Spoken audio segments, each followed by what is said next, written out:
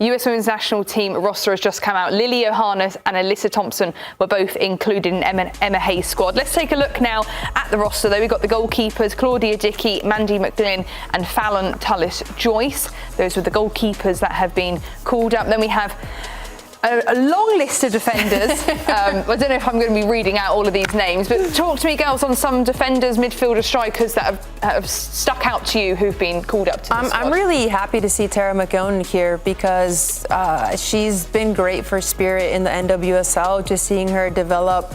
And I love that I'd probably say she's one of the best attacking-minded defenders. Like, she's great defending 1v1, great in the air, but when she gets on the ball and moves forward and just starts driving at players down the field, I think that's just a really great quality to have as a center back. I mean, she's a converted forward, which it makes sense. I think looking at this list, look at those caps. Emily Sonnet, 110. Emily Fox, 67. Everyone else, under 10 caps.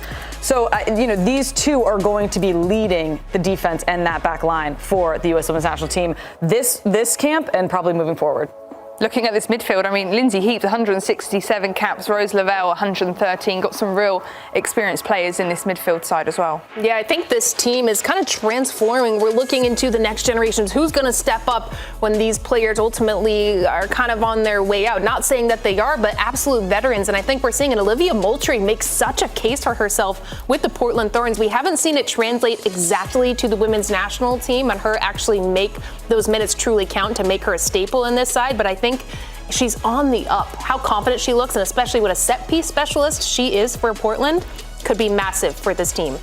Moving over now to the forwards, we've got a long list here. Also, Trinity Rodman was the last time she got called up for the US. Was it last year, Darian? You said earlier this spring. Earlier this spring. Yeah, sorry. okay. So that's big for her as well, isn't it? Yeah, great to have her back. And you look at this list of forwards, and you think, oh my gosh, what a powerhouse we have in this roster. But then you also have to remember that there are notable players that are not able to be a part of this roster, specifically on the front line, in a Mal Swanson, in a Sophia Wilson, because of pregnancy. So the fact that is the roster, the forwards that Emma Hayes can call in, and we have people at home as well that can be called back in once they are ready. Ooh, you love to see it. What do you think the kind of messages Emma Hayes is trying to give off here in these? Well, in this squad she's calling up. Go ahead, Kelley. Okay, sorry. You take this one. Emma Hayes has said very publicly that she is deciding, narrowing it down. Exactly. Yeah. Like, this is her pool moving forward. If you're on this roster, that's good for you. That means you are part of the equation. You are part of her plan for 2027. If you're not, it's, you start to kind of question, you start to kind of wonder, what do I have to do to break into that? Because she has made it very clear that she's narrowing it down and she's going to be very specific about who she calls in moving forward. The one player that I'm shocked that it's left off this roster is Croy Bethune. Yeah, Where is my girl, Croy? I think she's been so stellar for the Washington Spirit. And we're talking about dynamic midfielders that also score goals, that can play up top, play between the lines. I think maybe her defensive presence is what could be a reason or what's lacking in her game that she needs to improve on. But bring her into camp. I think that's a player that I'm thinking that's a player that's the future of the women's national team, because whoever she plays against, no one can stop her on the attack. I agree with you. I'm surprised not to see Croy Bethune. I think, like you said, in Spirit, she's been just wonderful for them in the attack. She's pretty much their playmaker. She's who creates opportunities for them in the final third. But when I look at this roster and the competition in that 10 role, in that attacking mid position, I mean, she's up against Rose Lavelle, Jaden Shaw, Olivia Moultrie. I think it's difficult. I think she has to focus on herself, keep working in with the Spirit, making a difference there, and hopefully, gets the call up in the next camps. I think that she will. Obviously, she's in the pool. Yeah, Emma has made it clear that she is, narrowed down her pool, but this is a roster, right? This is one camp.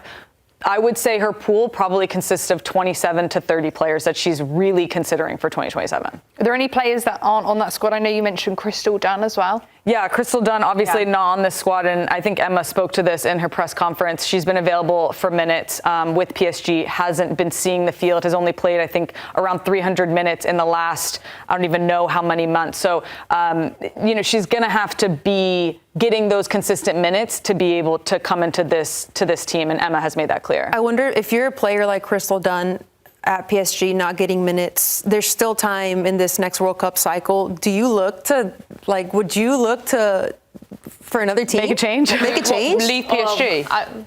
I was even thinking of Jenna Neiswanger. This next window, you have to get out. If you're thinking seriously, Crystal, a bit older, very experienced. She's had her time with the national team, but I think of Jenna Neiswanger, you've got to get out of Arsenal. She should be called into that team, in my opinion, but she's not getting minutes of club, which Emma Hayes has said is critical for you getting called into this squad. So I think some players like a Crystal, like a Jenna Neiswanger, they need to be playing, and they should go to teams and leagues where they will. Yeah, when we talk about this US women's national team, it's always, you've got the veterans and you've got the young girls, and they're kind of handing the baton over to the youngsters. Earlier on in the week, we had Christen Press. She announced her retirement from the US women's national team, and also Angel City FC. She was a two-time World Cup champion, absolutely huge in the world of women's football, wasn't she?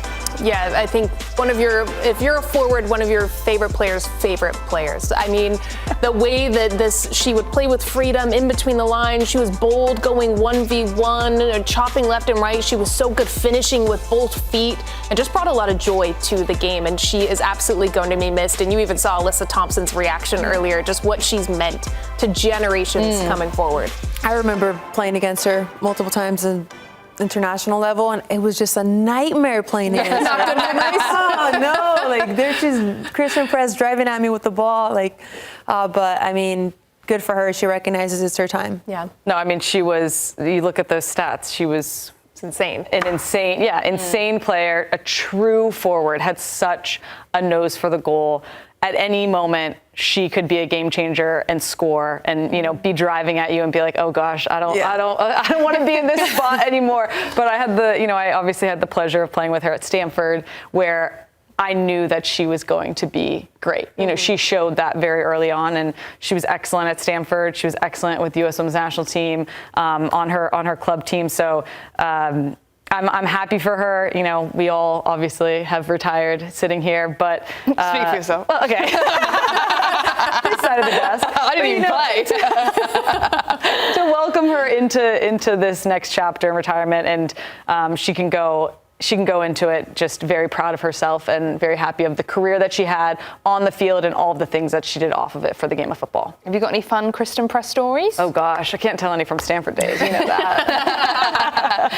No, she was absolutely key figure. Like you guys said, any young US girl watching her, she's an absolute inspiration, isn't she? You look at Alyssa Thompson, she was getting emotional in her interview. Yeah, it's been fun as well to interview Alyssa Thompson, just with her time with Angel City, with Christen Press, and she's talked about how you see Alyssa Thompson kind of do the shake and bake, cut inside, curl at far post. That is vintage Christen Press to me. It is, and she said, I work with this on her nearly every day after training. Christen takes us through different shooting, different setups, tells us what we need to fix, and I mean, you see her just in the midst of all of this. I'm sure this has been on her mind for some time, still taking the time to just teach the younger generation who probably idolized her since they were young girls. So I love it. Congratulations to Christen Press. She's leaving a massive legacy in women's football. Yeah, what not just in women's football, but for her club and for the US. What's her legacy within the US women's national team? I mean, she was 9th all-time goal scorer, so she goes down as one of the best to ever wear that jersey and play in that forward position. But off the field, I was part of the legal committee with her when we were fighting for equal pay, and she was instrumental in us winning that battle and pushing that forward and really just changing the landscape of women's football, but also women's sports around the world. And like I said, huge part of that, and she can be very proud of that. And you assisted her goal in the 2019 World Cup? I did, yeah. Wow. And the funniest part is that goal I put in a pretty big cross. We were playing England, and the game plan was when you put in a cross, keep it out from the 6-yard box, because the keeper at the time would like to come for balls. So you get it a little bit farther out. There's a chance that you're going to have a clear header on goal. The keeper's not going to be able to snag it. So when I put the ball in, I wasn't expecting Christen, of all people, to be the one finishing it, because Christen wasn't known for scoring with her head. That's, she was very good scoring with her feet, very, very good. But scoring with her head wasn't something that, wasn't her bread and butter.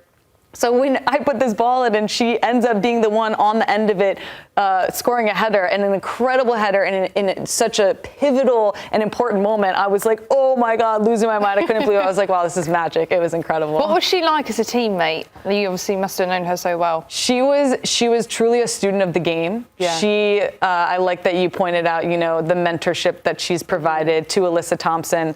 And, she was always working on her game, always working on her technique. And she inspired other people to do that as well.